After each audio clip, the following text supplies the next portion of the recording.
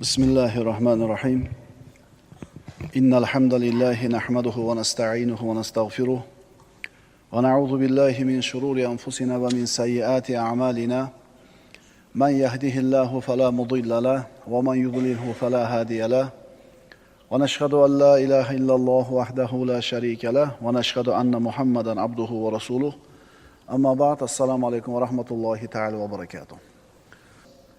Saodatning sabablaridan 24-si go'zal sabr. Sabr bilan ziylatlanishlik birodarlar buyuk ulug' insonlarning sifatlaridan. Ana shunday bir ulug' insonlar qiyinchiliklarni keng yurak bilan, kuchli iroda bilan, mustahkam iymon bilan qarshi olishadi. Agar birodar sen bilan men ham ustimizga kelayotgan qiyin, mashaqqatli kunlarga sabr qilmasak, sabrdan boshqa nima qila olamiz? Bundan boshqa qanaqa yo'l bor? Sabr qilish esa birodar, aniq bilginki, Alloh taolo bilan birga bo'lsak oson bo'ladi. Alloh taologa bo'lgan iymoning bilan seni sabring komil bo'ladi. Haqiqiy sabr banda bu mo'min banda bo'ladi. Iymoni qancha komil bo'lgan sari kishining sabri ham, sabrligi ham shuncha komil bo'ladi. Astagfirullah.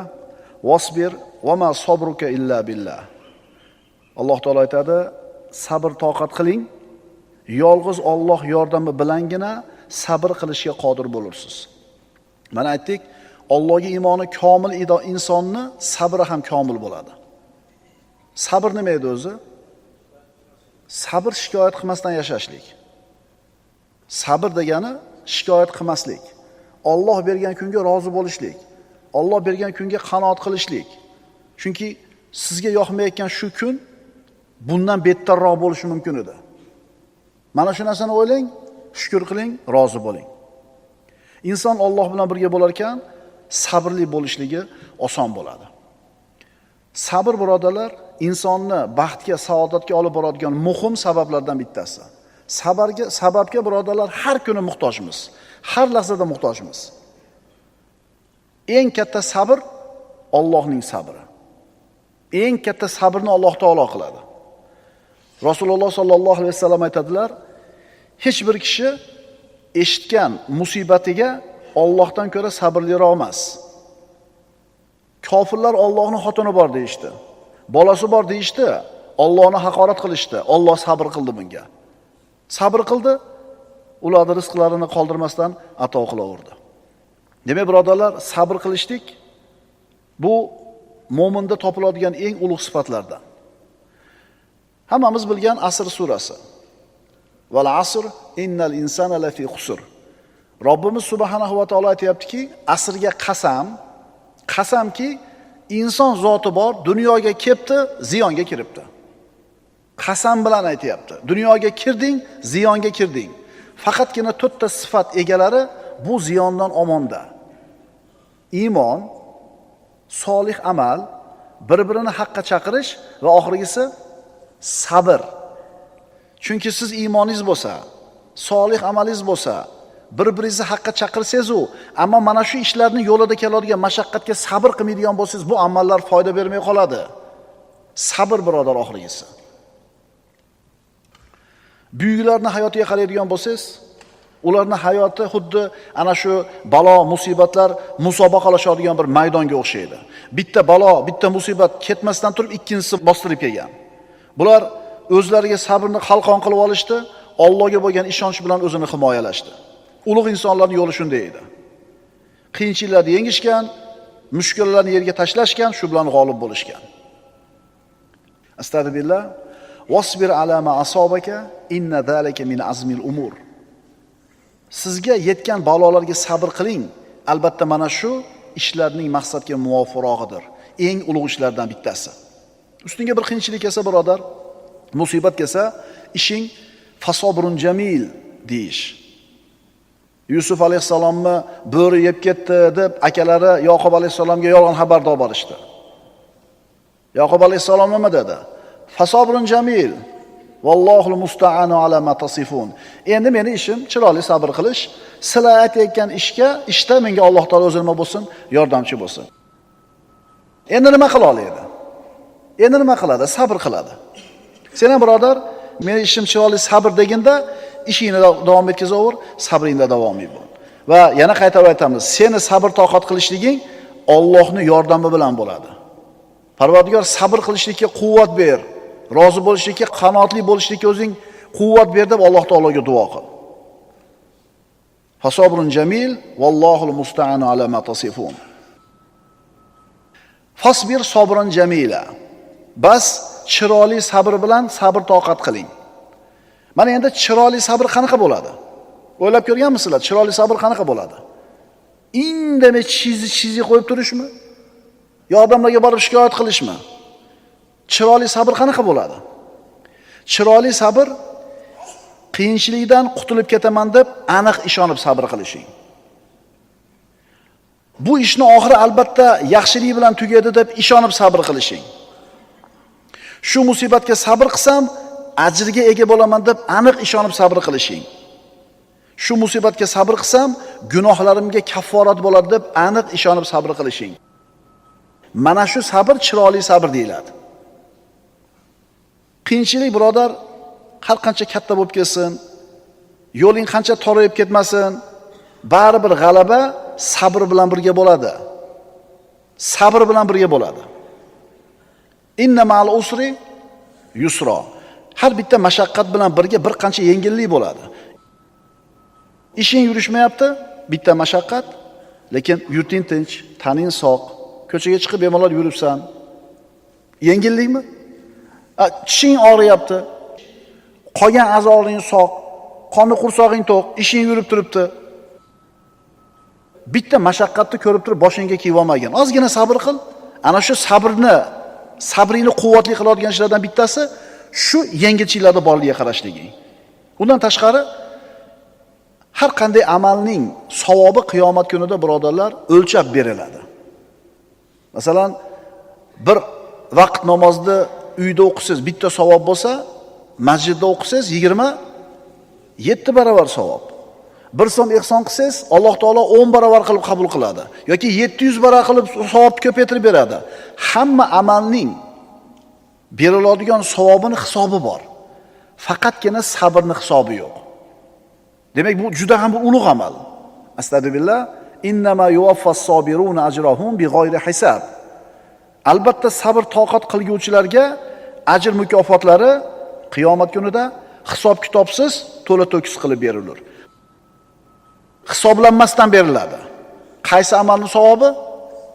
Sabrni. Rozi bo'lish, savob umid qilish, chiqib ketaman, gunohlarimga kafforat, bundan keyin albatta yaxshilik bo'ladi deb aniq ishonib turib sabr qilish. Mana shu chiroyli sabr bo'ladi. Vado Asahmi aytadi, xorlanayotgan bo'lsang ham musibatlarga sabr qil. Ko'pincha ustingdagi musibatning foydasi seni xursand qiladigan ishlardan ham oliyroq. Musibatga sabr qilding, o'tib ketsa xursand qiladi seni, tugasa. Lekin musibat ketgandan keyin uni orqasidan qanaqa katta foyda kelishligini sen bilmaysan. Ko'pincha ustingdagi musibatning foydasi seni xursand qiladigan ishlardan ham oliyroq. Chunki ko'pigini ostida oppoq shirin sut bo'ladi. Seni ko'zingga ko'pik ko'rinyapti, lekin tagida nima bor? Suti bor. Shuning uchun ustingga kelgan musibatni bilginki, Alloh taolo seni sinash uchun berdi. Sabr qil, rozi bo'l, shukr keltir, tagidagi sutiga qo'ling yetadi. Inshaalloh. Umar ibn Xattob roziyallohu anhu aytadiki, sabr bilan go'zal hayotga yetdik. Sabr bilan go'zal hayotga yetdik. Mana yosh kattalarni qaranglar-da, hammasi mana shu etapdan o'tgan. Oilasida muammo bo'lgan, sabr qildi. Xotinidan bir fe'llari, qasdir fe'llari yoqmagan xotinini sabr qildi. Bo'ldi qo'lida, bo'lmadi qo'lida, yetishmovchilik bo'ldi, sabr qildi, bo'ldi. Kim sabr qilsa erishadi yaxshilikka. Musibat paytida ahli sunna odamining 3 ta yo'li bor. Birinchisi sabr, ikkinchisi duo, uchinchisi kengchilikni kutishlik. Sabr qilasiz, duo qilasiz va aniq ishonasiz, Parvardigor menga yengillik beradi deb. Ahli sunna val jamoaning e'tiqodi yo'li shu. Payg'ambarimiz sollallohu alayhi vasallam aytadilar, kim sabr qilsa, Alloh unga sokinlikni beradi. Xotirjamlikni beradi. Sabrsizlik va tushkunlikka tushishdan ko'ra sabr qilish yaxshi-da. Yo tushkunlikka tushasiz, sabrsizlik qilib, yoki sabr qilasiz. Endi ixtiyoringiz bilan sabr qilganingiz yaxshiroq-da, majbur sabr qilganingizdan ko'ra. Pulingizdan ayrildingiz, musibat. Farzandingizdan ayrildingiz, musibat. Sizga yoqmaydigan bir musibat keldi. Endi siz rozi bo'lib sabr qilsangiz ham ko'nikib ketasiz bu ishga. Jazoga tushsangiz ham 3-4 kun o'tgandan keyin ko'nikib ketasiz. Ixtiyoringiz bilan sabr qilganingiz qada-yu, majbur bo'lib sabr qilganingiz qada. O'tib ketgan ulug' insonlarni hayotini o'qib, ularning sabr toqatlarini ko'rib turib inson hayratga tushasan. Ularning boshiga tushgan musibatlar shu bir katta bo'ldi, lekin ular bu musibatlarni xuddi o'zini boshiga tushgan bir tomchi suvdek qabul qilishdi. Ularning sabotlari tog'dek edi. Birodarlar, hammaga ma'lum bo'lgan haqiqat. Faqat o'sha musibat kelgan paytda buni esdan chiqarib qo'yamiz. Mashaqqat ozgina vaqt davom etadi, xolos. Mashaqqat ozgina davom etadi, xolos. Lekin o'sha mashaqqat kelgan paytda shu hikmat esimizdan chiqib qoladi. Ma'qulmi? Shuni eslataylik o'zimizga. O'tib ketadi bunisi ham. Bunisi ham o'tib ketadi. Keyin esa yuzingda xursandchilik nurlari, g'alaba quvonchi, yutuq belgilar balqib turadi. Faqat sabr qil. Sabr qil. Ana shu ulug'larimiz hayotini qarasangiz, boshiga bir musibat kelganda bu balolar qachon ustimizdan ko'tarilar ekan deb yotib olishmagan. Uyga kirib o'tira olmagan. Ana shu mashaqqatlarga qarshi sabr bilan turib kurashgan, osonlikcha bo'yniga yegib qo'ymagan. Sabr birodarlar, yengilliklarni ochadigan kalit. Sabr yengilliklarni ochadigan kalit. Kim sabr qilsa, qadr topadi. Sabrning mukofoti nima? Muvaffaqiyatga erishishlik. Balo o'z yechimi bilan keladi. Agar sabr qilinsa. Balo o'zini yechimi bilan keladi agar sabr qilinadigan bo'lsa. Donishmandlar aytadi, bitta yomonlik ortidan ko'plar yaxshiliklar bor. Abu Ubayda aytadi, bilginki, senga musibat yetib turgan chog'da senga yetishi mumkin bo'lgan bundan ham kattaroq musibat bor edi. Ustingda bitta musibat turibdimi? Bundan kattaroq musibat kelishi ham mumkin edi. Ana shulardan omonda qolganingni o'ylab shukr qil. Senga ketgan narsani yengil sana. Ha, bo'pti, nima deydi? Motorini suv berib yubordi. Musibatmi? Musibat. Yumalab ketmading-ku jarga qarab mashinang bilan. Mumkinmi dushi ham? Mumkin. Baloni otilib ketdi. To'xtaguncha chaynab tashadi. Almashtirish kerak. Mashina yumalab ketmadimi? Shuning uchun bir musibat kelgan paytda bundan bettaroq bo'lishi mumkin edi. Bundan kattaroq narsa bo'lishi mumkin edi deganda, shu musibatni ustidan foydadasan sen. Anushirvonni bir hikmatli gapi bor ekan. Juda ham bir ibratlanadigan. Quloq solinglar-da. Anushirvon aytadi. Dunyoning ishlari hammasi ikkiga bo'linadi. Ikkiga bo'linadi. Birinchisi yechimi bor ishlar, ikkinchisi yechimi yo'q ishlar. Yechimi bor ishlar, uni davosi jiddiy jahd bilan harakat qilish.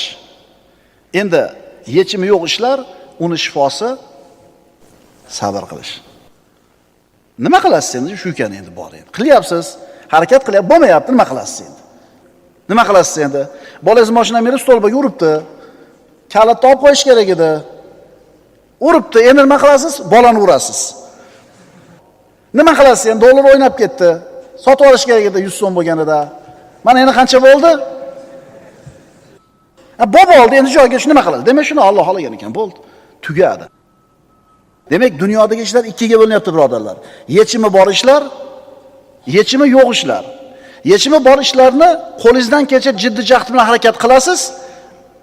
Endi yechimi yo'q ishlarga yechim nima ekan? Sabr ekan. Shu formula yetadi bugun bizgachi. Mana hozir siz yuragingiz siqayotgan ishlar bor edi. Kallangizni g'amga solib turgan narsalar. Buni endi ajratib oling endi.